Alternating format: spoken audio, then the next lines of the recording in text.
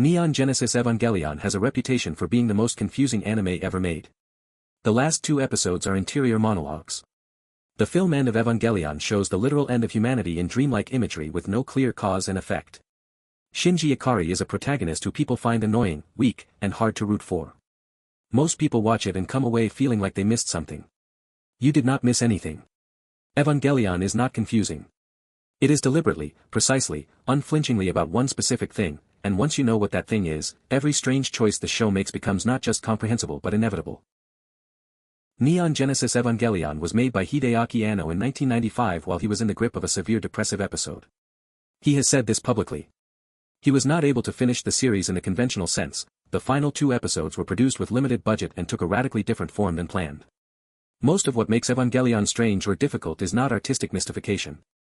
It is a person in psychological crisis making a show about a person in psychological crisis, with enough self-awareness to know that the show itself is the crisis. Once you understand this, Shinji becomes the most honest protagonist in anime. Not the most likable. The most honest.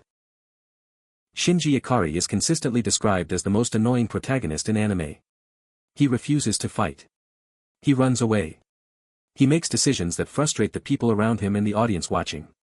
But Shinji is 14 years old and has been brought to a facility run by his absent father, handed the controls of a giant biological mech, told that the fate of humanity depends on him, and given no explanation, no real support, and no option to say no.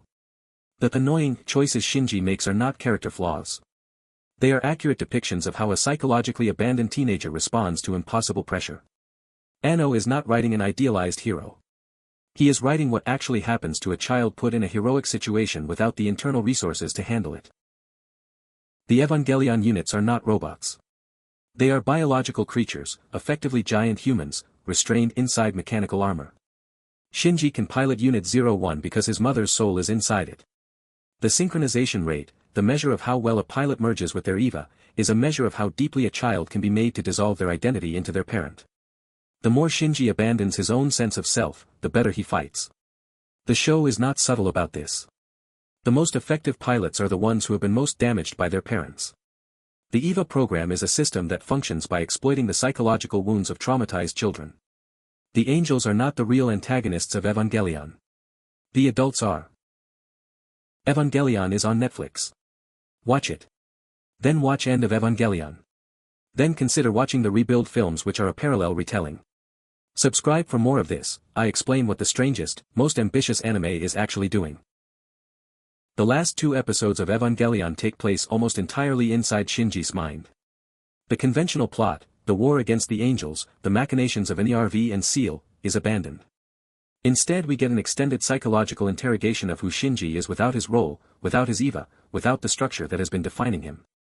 Other characters appear as aspects of his psychology. The show literally asks him, who are you if you are not the pilot? He does not know. He has never been allowed to find out.